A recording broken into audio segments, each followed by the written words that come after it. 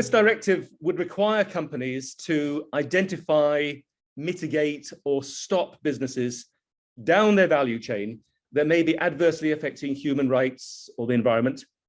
And it also says that they must have a strategy for reducing global warming in line with the Paris Agreement. But let's get down to practicalities. Let me start with Olivier. Olivia, I can't see you on my screen, but I hope you're there. But just when it comes down to it, is this legislation workable? Does it need radical change? Is it going to make a difference? Well, look, I think it can be improved. Every piece of legislation can be improved. But overall, I think it really goes in the right direction, because the only thing I know is that right now we are not going in the right direction. Okay. We've been having information for about 40 years and we just accelerate in the wrong direction. So something needs to change and we need to start somewhere. And what needs to change at the end of the day, if we're realistic, is the way we do business. So, putting a number of requirements on how we do business seems a pretty, legitimate thing to do. The problem we have currently is that you've got, a small number of leading companies who are going in the right direction, but the vast majority is not yet on that same page. Therefore, one of the key benefits I would see in this proposal is that it is going to help creating a level playing field.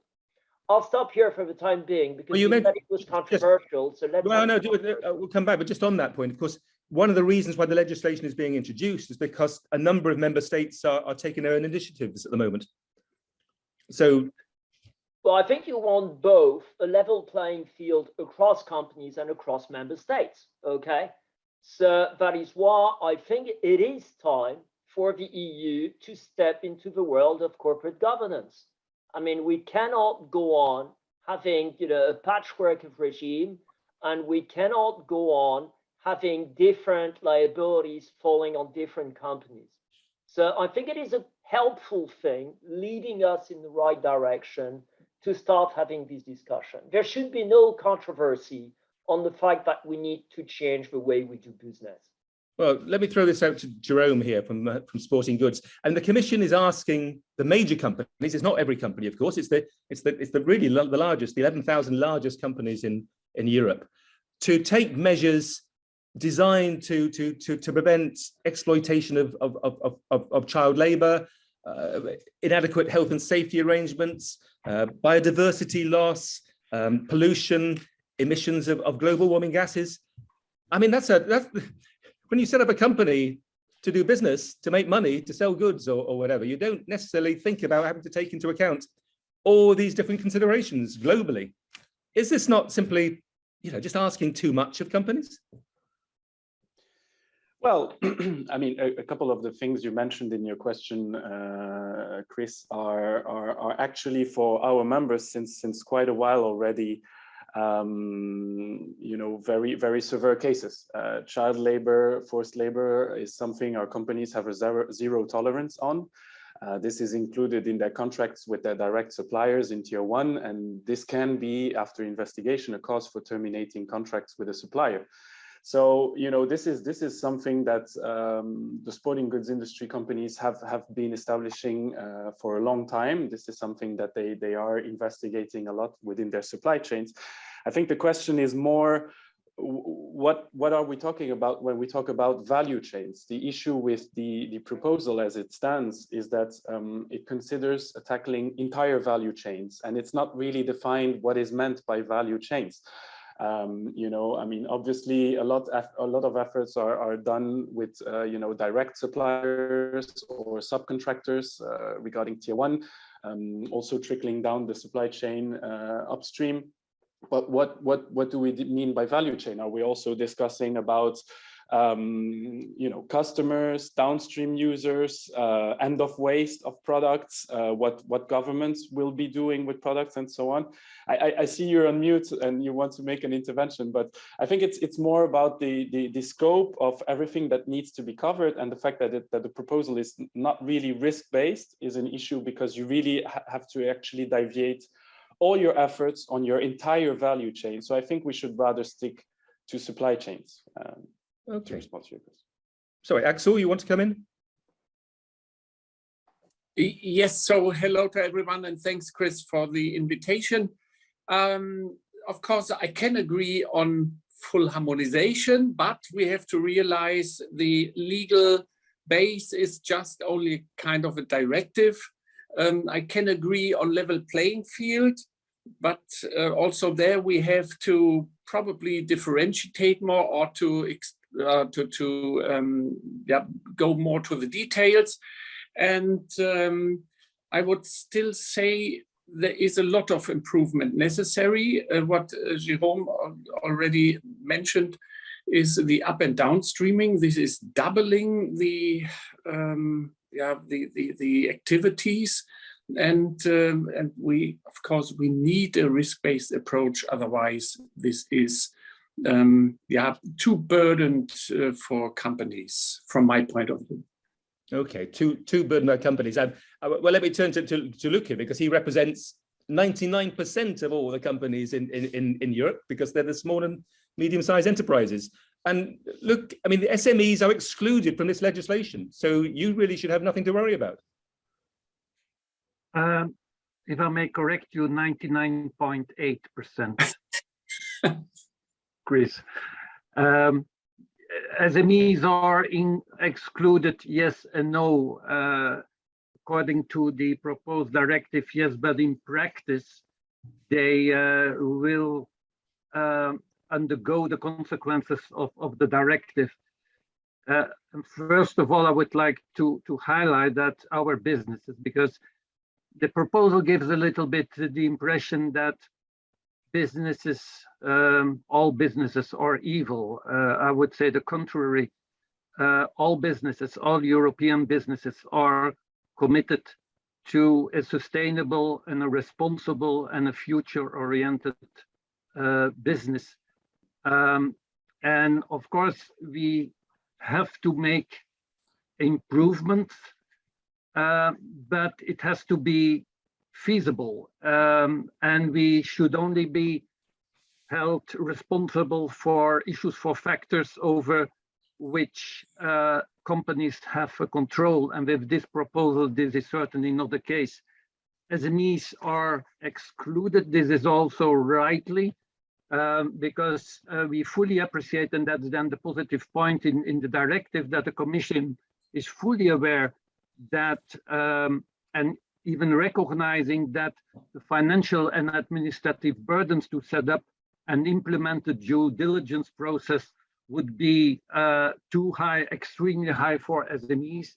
Not only the Commission is recognizing it, but also the UN guiding principles, the OECD guidance is recognizing this. So it's good that the SMEs are excluded, but we fear nevertheless the negative effect on SMEs, as enterprises in the scope of the directive will have to identify potential adverse effects in their supply chain. And then there are some so-called measures that should shield SMEs from this phenomenon. But there we fear that this will certainly not the case. For example, large enterprises will be required to provide support to SMEs in their supply chain. However, we have serious concerns whether and how this will be the case.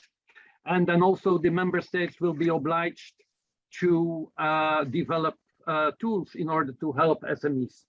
Thank you. I'm going to leave you there. Look, I mean, we're going to come, obviously we're going to come back to some of the issues you've raised. And Benjamin, automotive suppliers, I mean, you have huge, I always imagine you have an enormous value chain, and you're working globally. I mean, do you welcome this legislation, or do you think your members are doing these things already? No, but both answers to your questions are yes. So we do welcome the legislation, and yes, our members are already engaged in improving and ensuring supply chains are performant when it comes to due diligence, when it comes to human rights in the supply chain. just as much as sustainability and environmental protection.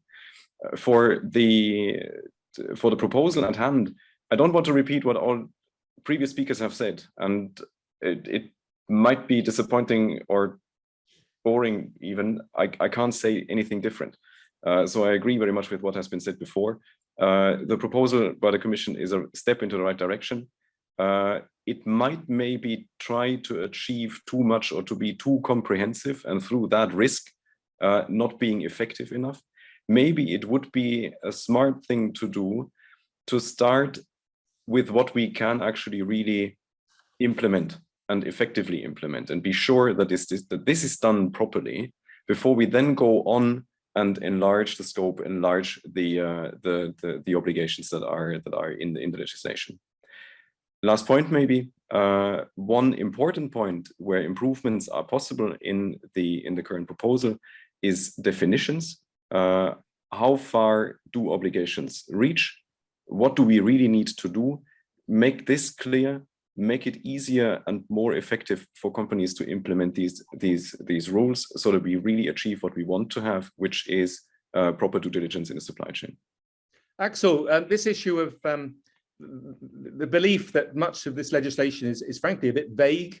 There's a lot of elements in it, a lot of wording that's open to interpretation. I mean, we can't presumably just leave this to the Commission to come up with guidance notes once the legislation has been approved. You'd presumably, in the passage of the legislation, want to clarify these matters and pin down, ensure there is clear legal substance behind what's being adopted. Yeah, so the problem is because the proposal is a directive, so it's for the member states, and they can fill it and interpret. And so therefore we are heading to a kind of a fragmented common market. And this is not what we would like to have. Therefore, the legislator, or especially the European Parliament or myself, I'm more or less interested in coming to understandable or strict definitions and also guidelines that at the end should everyone know what he has to do.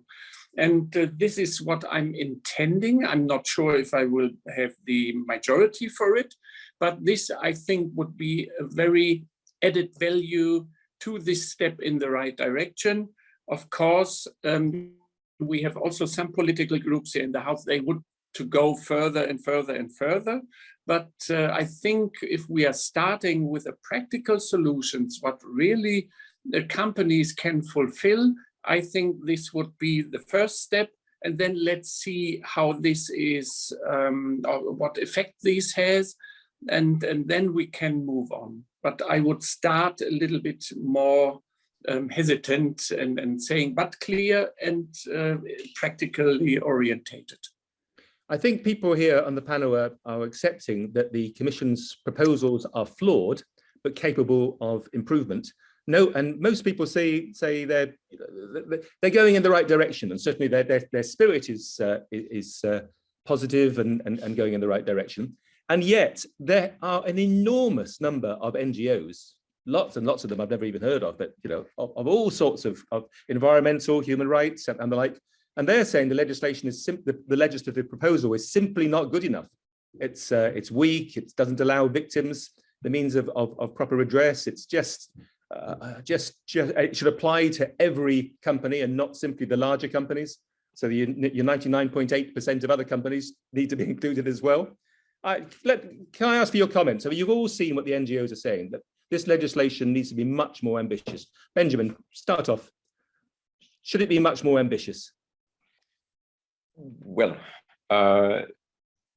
NGOs' function in this discussion is, of course, to push the boundaries of the discussion and to add to the debate what is desirable and what we should be thinking about. What in the end we should agree on, and I think that goes very much in the direction of what Mr. Voss just said, is to have legislation that actually has an impact, that is clear definitions, clear responsibilities, so that companies who have to implement it need know what they need to do. Rather than having policy, and there are ample examples, I think, in EU policy making over the past few years that look great on paper, but in the end, when it comes to implementation, are too complex, are too vague, are not really effective in achieving what they want to do. Jerome, you were quite supportive of this legislation. I mean, but you know, the NGO is saying it's simply not ambitious enough. Well, I mean, like Benjamin's saying, I'm not here to comment on the job that NGOs have in this discussion. I mean, they obviously need to push the industry and policymakers to fill the gaps, to improve working conditions, to improve labor conditions, and that's all fine. But I think sometimes in the discussion we also, we also miss the point that a lot has been done.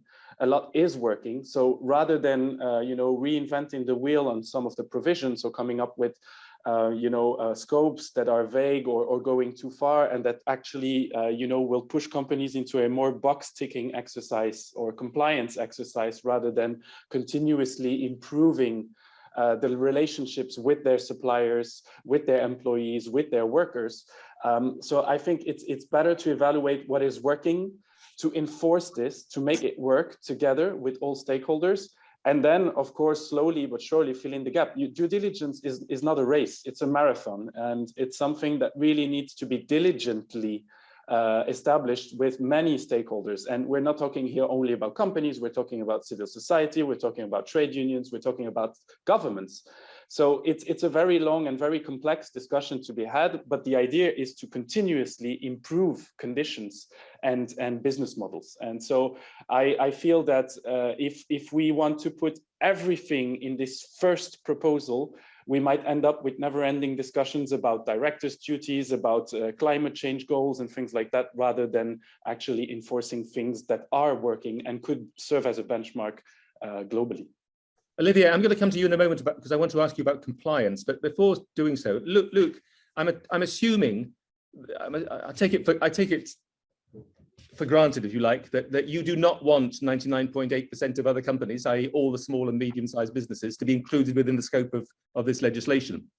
But just give me an idea of your concern that even though SMEs may not be included, a number of them are going to face additional burdens in trying to meet these requirements. And I just wonder, from a practical point of view, if you are a small company, how could you possibly, for example, meet the requirements of the NGOs here? How could a small company carry out the due diligence that's required to ensure that all its products are in conformity with global legislation, when they may be bringing in these products from countries, thousands of miles away? Do you want a short or a long answer? The short answer is they can't. And that's the problem. So you ask the others, should the Commission be more, or the European level, more ambitious? I would say yes. But then on providing the tools so that everybody, even the smallest enterprise, could implement these new rules. And this is exactly the problem, that it is at the moment not possible, and that the Commission is pretending that it is possible. I explain myself. I think the mistake made with this proposal is that there was never a multi-stakeholder agreement on this proposal. We started in 2003, 2004 to work on the corporate social responsibility, and at European level there was the multi-stakeholder forum involving the industry, the trade unions, NGOs to work on corporate social responsibility and working, for example, on the supply chains.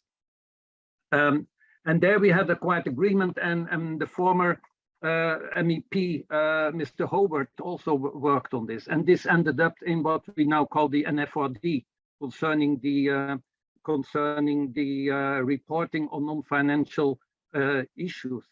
And this is a little bit missing. We have asked 10 years ago already, 10 years ago, the Commission to help us in order to be able to fulfill our due diligences. We talked with the NGOs, they couldn't help us. So in the time we have already proposed to put all the efforts together, for example, of embassies from the ILO, from the permanent representations in third countries, in order to help SMEs and to do the necessary investigations, because of course, a small company here who wants to import products from a third country cannot go on in the place. And if you see then the tools that the Commission said that already, there is a tool concerning how to fight against forced labor. Those tools that are developed are completely unadapted. They are not feasible for an SME.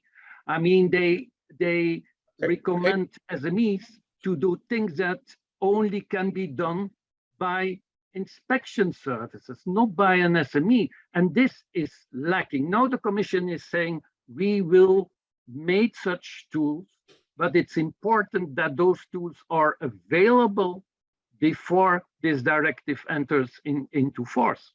Right, thank you. Good points. But Axel, please do come in. Yeah, I would like to refer to your question about the NGOs. Yes, they are expecting a lot from this piece of legislation, and it seems that they would like to see everything solved regarding climate and environment and worker conditions and sustainability issues and so on and so on. And this is something what we the expectations of the NGOs are too high. We have to concentrate, we need to be practical and not over demanding especially SMEs. And a lot of companies and enterprises are doing this already voluntarily. And so that's why I think they seeing in this piece of legislation kind of a solving problems all over the world, and this is not intended. Well, Axel, just let me put this to you. I mean, okay, well, this is very early days yet, and you haven't had proper discussions in committee and the like, but obviously you're coming from the EPP point of view, so perhaps we would expect you to make these arguments. Where's the S&D and Renew coming from, do you think? So if you have read the initiative reports, then you might see how they are thinking and approaching these, and they also would like to fulfill these NGOs' expectations and going to the legal system and legal claims, and also having a kind of stakeholder involvement on every level of every step forward, and also the liability questions everywhere and so on. And this is something I would say is not really necessary to the intention of this intended piece of legislation at the end. So still, I would think we have to embrace more the needs of the companies, and then finding a practical way forward to the goals what we would like to achieve. And I'm going, if I may, I'm going to move on. Obviously, I'm coming back to you. Benjamin, come in. You've been waiting, and then I want to turn to Olivier. Right. I just wanted to add one thing in response, I think, to Jerome. He mentioned international standards. So as always, it's not only European policy making that counts around the world. Others have to be part of the discussion. So what needs to be done is certainly to link what we do here in the context of the due diligence legislation to the international standards. It's done in environmental context. Social human rights would be necessary here. So that's one important piece. Links also to what we said before about leveling the playing field. This should not only be leveling the playing field inside the European Union. Chris, you mentioned our long supply chains, and I can only wholeheartedly subscribe to that. I think others can do. These span to outside the European Union's legislation and jurisdiction. So we need to work with these partners, and this only works via international standards. Important in that context too, responsibilities. We cannot span responsibilities for directors in European companies, make them responsible for what partners in the depth of the supply chain do. So where our obligations on due diligence are fulfilled, responsibility should be satisfied, or the duty for responsibility should be satisfied.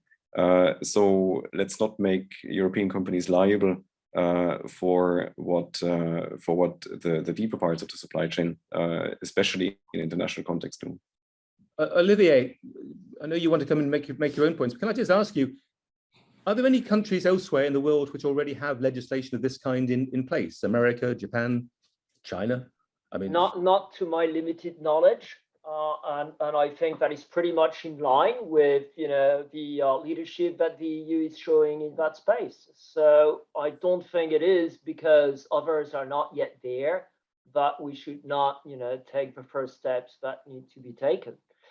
Now, I just like to come back, on something, and I admire your efforts, Chris, to make this, discussion controversial. But I'm also interested to see that we've got a lot of agreement actually around this table. I think agreement on a risk-based approach. I have the impression that everybody is looking in this direction. Agreement on a step-by-step approach as well. I think there is agreement. Now, we've all been, in this business for long enough to say that on each and every proposal in that space, you've got people on one end who are heavily critical that it is not ambitious enough, and people on the other side of the spectrum saying, oh my God, it's already far too much. All right. I think one thing we're going to have to do these days is to totally redefine what the word ambition actually really means. We're going to have to redefine what the word cost actually means, because if we believe science more than fake news, we're being told that we've reached a point where the cost of doing nothing is going to be much bigger than any of the costs that we're talking about here today. And I would like to bring this back to what Axel was very rightly talking about, where can we improve this piece of legislation? And I will still remember that everybody said it was going in the right direction. Great. There is one example, for instance, and I'm not going to step in your shoes, Chris, and start asking questions, but I read in a proposal the concept of established business relationships, and I still wonder what that means. yes, I have a note to ask that very question. Well, probably being a lawyer sometime in my life, I do have questions on what that means exactly. I've never seen that word before. And I suspect, as Axel very rightly said, we're going to have more than 27 different versions actually of what this means. I think, I think it was Jérôme very rightly saying, well, we can't go for value chains, but, we know more or less what the supply chain is. And I sometimes wonder whether a risk-based approach looking at the entire supply chain would not make more sense and would at least, provide a little bit of drawbacks, but everything has drawbacks in life, but compensated by clear legal certainty on what is the scope of this thing. Because legal certainty, that's certainly not what I see with established business relationships. So, we need to look into that, I think.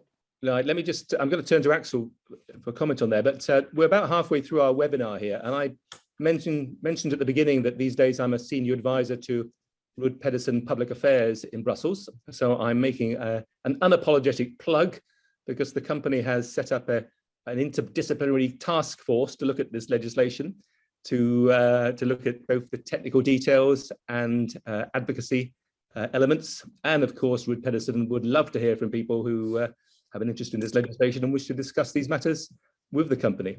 Axel, in terms of definitions here, and in many of these things, I mean, what you as you from the position of a parliamentarian now, as a shadow rapporteur, as will with your colleagues on the committee, you'll now be looking for lobbyists of one kind or another, companies, NGOs, to come to you with practical proposals for changes should be made in the legislation, which meet Olivier's sort of requirements. You know, it's something which really makes the legislation clearer, easier to enforce, transparent, all these things.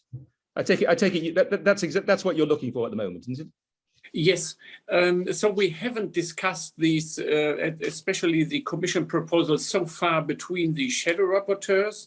This will be at a later stage, but for me it's quite clear that if we have these uncertainties and you have to indicate to us where are these interpretation definitions and so might play a role, please indicate this to us. I have a kind of imagination regarding establishing this business, established a business relation, but even I don't know what these at the end means practically. But here, if we need this help from your side also in saying, oh, this has to be clarified, that has to be clarified, and so on. But at the end, I think there is no one against more clarity in all of these definitions or wordings and so on. But of course, everyone understands a little bit this differently. And therefore, we need to single it out and then trying to solve. And if you can come up with both of it, it would be wonderful. But at least already giving us a kind of an indication that would already be very helpful. Thank you. Let me turn to the issues of conformity and compliance. Supervisory authorities will be set up by every member state. I mean, I'm not clear whether those supervisory authorities will tackle or interpret the legislation quite in the same way and will apply the rules in the same way from one member state to another. I don't know, maybe I can turn back to Olivier. We accountants, lawyers, I mean, who will companies be turning to? Will your members be involved in the due diligence, for example, process?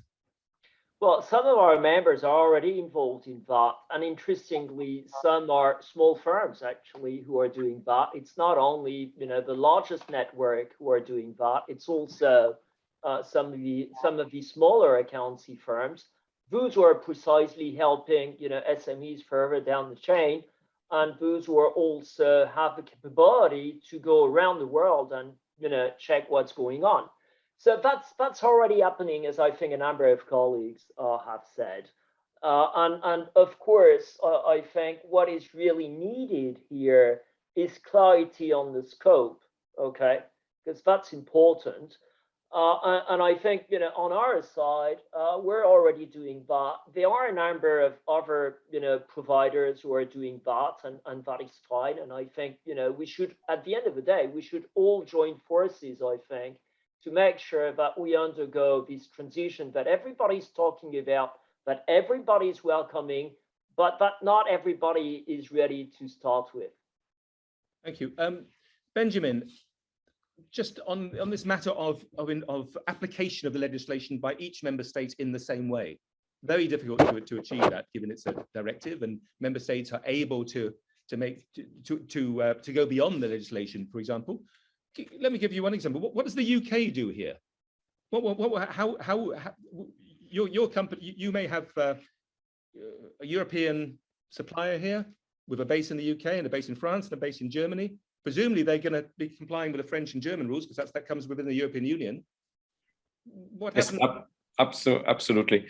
Now, in that sense, you touch upon a very relevant point. The harmonization of rules, including clarity on definitions and obligations, should help companies implement due diligence in a supply chain and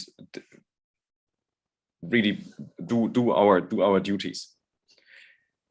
That gold plating in the member states is possible, that we have a directive. That's something we said it at the start that unfortunately we can't change.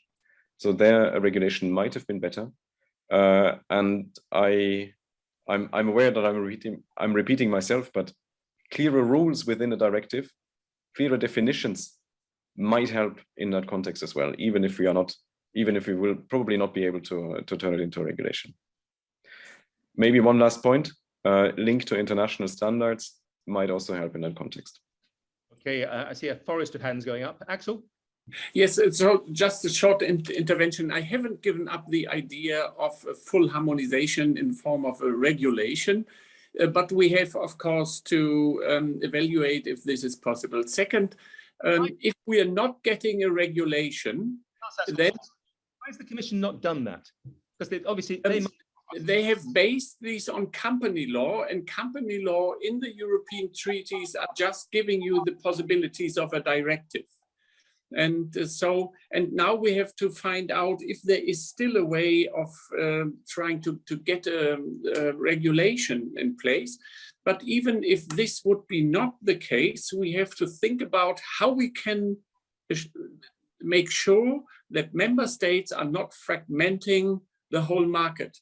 So that's, of course, once again, how can we do a regulation in a directive, and how we can come forward, and if you have also their ideas what might be helpful to get rid of fragmentation and having a common market. Thank you. Olivier? Yeah, unfortunately, if we're realistic, I think fragmentation is part of life. I mean, even when we have a regulation, it's not a magic bullet, and we still have, 27 different cultures. What I think is really important is the proposal to have a network of competent authorities. And that's where the European Commission will have to play a very significant role to get all these authorities on the same page. And they are very often the ones who actually differ. And I think we probably, again, all agree, as boring as it may sound, that we don't want to turn this into American compliance tick the box exercise. If we don't want that, authorities will play a key role.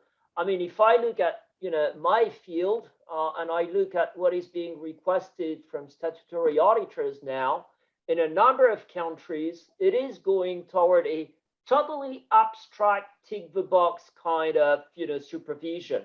And that's not useful because it doesn't focus on the substance. It doesn't focus on results. So I think we need to realize that legislation, and I'm sorry to be saying this, Axel, legislation is not only something that we discuss, sign off on, and then job done. Legislation continues living, and I think it is very important that we invest into this network of competent authorities with the right mindset, also the right tools, the right people, and the right budget, because it is going to be instrumental in making this legislation, even if at the end of the day, it is a European compromise, therefore an imperfect piece of legislation. Well, if we have a good network of authorities, it can only get better. Thank you. Luke. Yeah, no, on the issue of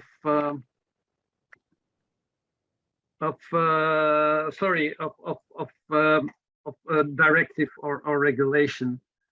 I mean, we see more and more that the Commission come up in, and if you start reading the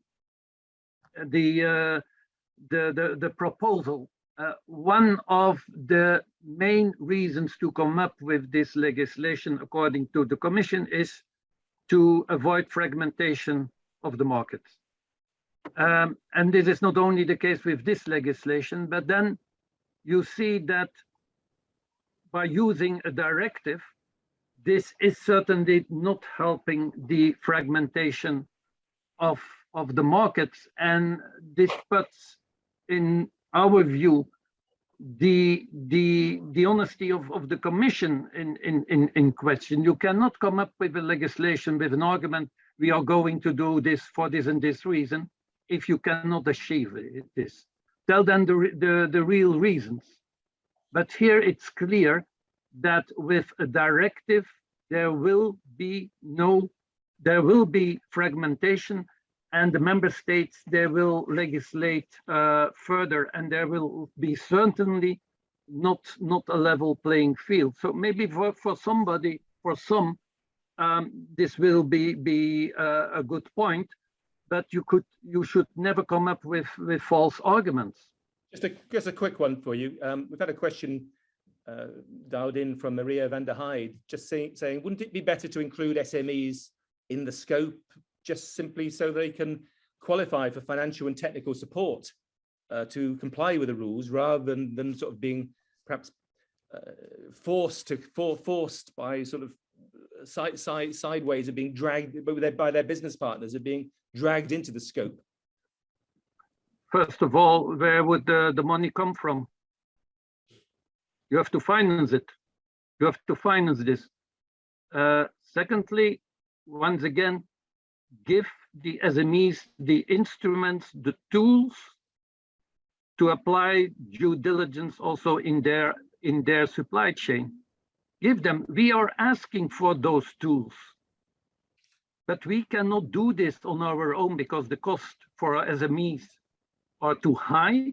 They do not have the competence, they do not have the economic power to do so. And there we need the help, we need the tools. Give us the tools. As I said, we asked for those tools already 10 years ago.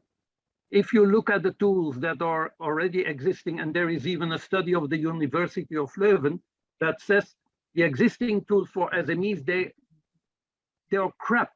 They are too complex. They are hundreds of pages. They are not applicable. And this is the problem.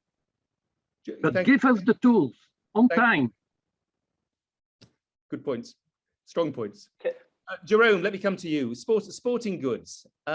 You've, I mean, over a number of sporting goods manufacturers, there have been problems highlighted with your sources, with child labour, and such like. And of course, of course, you will argue that your members are doing their very best to ensure that the value chain addresses these concerns. But I'm looking at the legislation and I'm looking at the NGO arguments, and I do accept that if you're in Vietnam, for example, how does someone who feels that they are being exploited by their boss, who is selling the products they're making to some Western company, how do they actually go about the process of raising this issue? How does it, end up being addressed?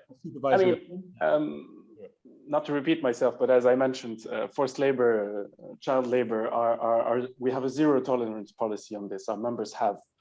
There are external audits, independent audits, unannounced audits for this, investigations, visits and so on. These are reasons that can be invoked to terminate an agreement with a supplier. So, I mean, it very rarely happens that it can be demonstrated that such cases are found at a direct supplier in Tier 1, for example.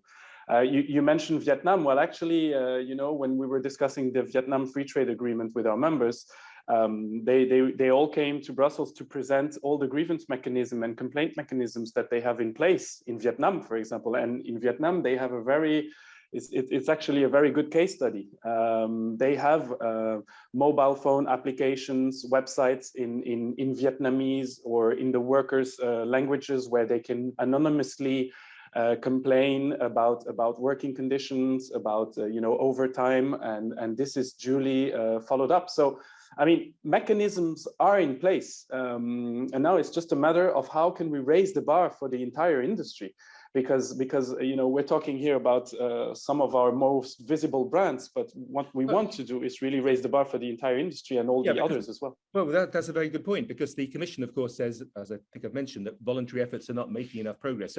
So would you argue that this by having a directive, by having these principles enshrined in legislation, you will raise the bar, you will ensure a much greater that European suppliers really do make a difference, because they will be forced to engage with their suppliers to a degree that perhaps they haven't done before, and address.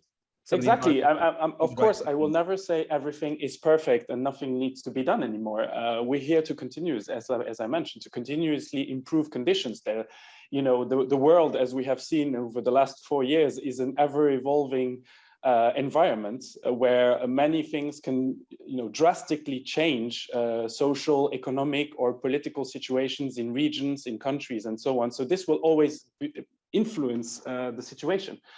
What I'm saying here is that, you know, we're talking a lot about level playing field, and you know, if you target only the 1-2% of very visible companies that are already doing a lot, it's fine. But then there's also all the informal markets, the counterfeiters, many other, you know, for example, it's very unclear to me in the proposal whether e-commerce companies that are based outside of the EU and that sell directly to consumers will be covered by this. So when we're saying level playing field, it means that all the actors, market operators, need to be you know, tackled by this, and that's what we mean by creating a level playing field and also raising the bar for everybody in the end. We've had a question I'm going to put to Olivier here from my former colleague Holger Kramer, who will be well known to Benjamin because of the car industry connections. And he's just saying, is this the right time? I mean, you know, you think of Ukraine, you think of the inflation, you think of all the burdens that are on industry at the moment. Is this the right time for this measure to be introduced? It's never the right time.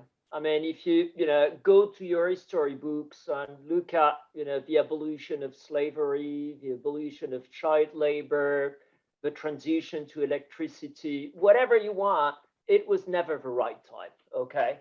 And we're leaving a dramatic situation with what is happening in Ukraine. I can't agree more. But I'm afraid that with the impact that is still largely underestimated outside of science, the climate and environmental crisis, we're going to see much bigger and definitive impacts. So maybe it's not the right time, but we have to do it. But you mentioned the climate crisis. I mean, we've not touched upon the requirements for companies to prepare a strategy to reduce their emissions in line with the Paris Agreement. I mean, a strategy is one thing; it's actually carrying it out. I mean, in some cases, for example, in the case of the cement industry, you know, they need both new technology and perhaps carbon capture and storage, and you know, the costs are enormous, and there may well not be as of this moment, there is not a business model which can provide for that. I just don't see how this desirable outcome is actually going to be achieved. I don't see where the enforceability is. Am I missing something here? So what do you do, Chris, when you've got a desirable outcome that you cannot achieve? You just keep going, accelerating into the wall? I don't think that's an option. So, you know, you're driving your car, you're just accelerating into a wall, and you know the wall is there, and you think that, you know, braking is not an option. I'm sorry, I get off the road and I try everything I can to avoid this wall. I think that's pretty much where we are. Okay? In the proposed directive, where is the, if you like, the enforcement? Okay, a company comes up with a strategy. Where is the requirement for them to comply with that strategy? Well, the truth is I would have a slightly different view on that, actually, because even if company ABC does a fantastic job, you know, at having the perfect strategy, investing in technological change and revamping their business model to be compliant, if they're the only one compliant, that's not going to lead us anywhere. We all have to change at the same time, okay? And I think we need to understand that this is a systemic issue. It's not an issue at the level of one company or a group of companies. So again, I think this is a step in the right direction. And we said, I think in the beginning, and I had the impression there was agreement on that, but maybe we should take a step-by-step approach to this legislation. I think that's a very good idea, provided that this is not just, you know, a tactic to delay the implementation of the whole thing. Because yes, we need to take a step-by-step approach, but we need to take pretty quick steps if we look at, you know, things like the IPCC report. Benjamin, before Lucas got his hand up, Benjamin, just on this issue of the climate change obligations, I suppose the car industry, well, your automotive suppliers, I mean, you would probably be arguing that, you know, if the the big brands were to buy your equipment, they could meet the climate change obligations just as long as they're prepared to pay enough money for it. And then, of course, if consumers are prepared to pay enough money for the end result, you presumably have a strategy for achieving the reductions, but it rather depends ultimately on people buying the products at the price yes to be afforded, and products to be still there. So you have a point there, Chris, when you say and also Holger in his question that he posted before. The objectives are the right ones. The direction is the right one. Due diligence, fundamentally, we support. As much as we do fundamentally support climate policy. No one wants to just keep going as we did. Definitely not. And that's the first thing I always say, pretty much on every panel, and we really mean that. But what's also true, and that's maybe a bit underexposed usually, these efforts come with a cost attached. Climate policy, climate protection, in the case of mobility, will make mobility more expensive. It's difficult to do it differently. It's difficult to do something as efficient economically as taking fossil fuel out of the ground, because it's pretty easy to get it out of there. So everything else that we do that brings us closer to climate neutrality will add cost to it. And this has to be borne by someone. Someone needs to pay for it. In mobility, this will lead to probably cars becoming more expensive. We will see the margins become smaller. If the margin is gone, the vehicles will no longer be produced. And some stakeholders in the discussion take this as okay. Some say, yeah, of course, the car park needs to become smaller.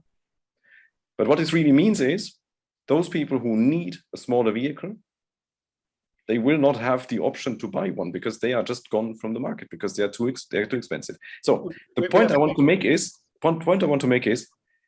the direction is the right one, but let's do it in a way that is as efficient and effective as possible. Not grabbing for the stars with what we do, but oriented towards the feasible, the effective that adds the least cost, and keep a bit of market mechanisms in there too. It's important. Okay, Axel, I'm going to ask you to close our discussion, but at first, if I may, I'm going to do a quick round of our participants here, our panelists, and just ask if they have any, what's top of their wish list for you. Luke, I'm going to start with you two. I think you have some other comments to make before perhaps I ask for your wish list. Actually, not a wish list, a wish. Wish list. So yeah, a lot should change, but I think in one word, make it feasible. Make it feasible for the companies in accordance with their capacities. I think this is the most important message from our side, and I think it's also in line with what Mr. Vos said. Make it practicable. Yeah, and I take it your members or yourself will be looking at the legislation and looking at specific changes that need to be made and passing. Yeah. No. Mr. Vos will in the coming days receive our position paper, very detailed. Clearly, you've been working on it. Okay, Jerome, do you have a wish for Axel? I mean, it's very interesting, first of all, to hear that nobody said that they're against this piece of legislation. So I think everybody's going in the right direction. On the other hand, we also hear that there are a lot of concerns that are shared by many stakeholders, even in some cases civil society organizations. So I would say, to conclude, for us, our wish list is, of course, as much as possible to establish legal certainty over some concepts that are far too vague for the time being, make as much reference as possible to existing international standards that have proven efficiency over the last 10 years, OECD, UNGP, etc., and harmonization. I wish I could be as optimistic as Axel in having the discussion around the regulation. But if that's not the case, we have to identify the requirements that we really want to ask maximum harmonization for. And I know from previous legislation that that's possible as well. Thank you. Benjamin? Everything that has been said before, and I try to add something, trust a little bit more in industry-led initiatives when it comes to certification, for example. Okay. Trust and verify. Isn't there something I've heard that somewhere. All right, thank you. And Olivia, you've been very enthusiastic. You've been saying we know that this legislation is going in the right direction.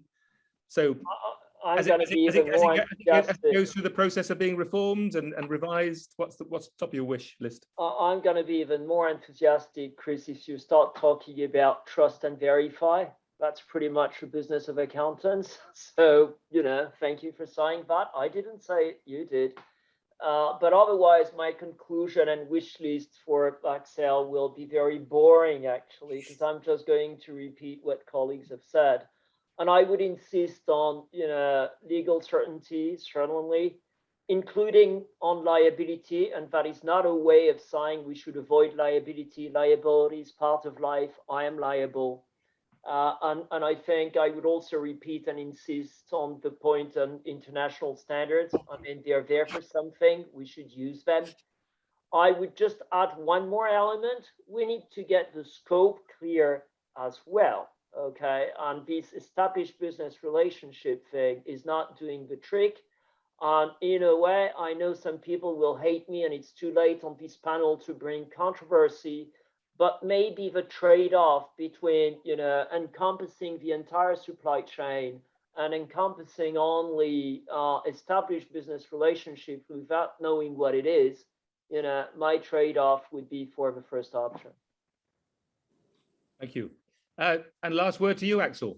Yes, thanks a lot. So referring to this question about the right timing, I would say, yes, it might be not the right signal right now with all these contingencies of war, contingencies of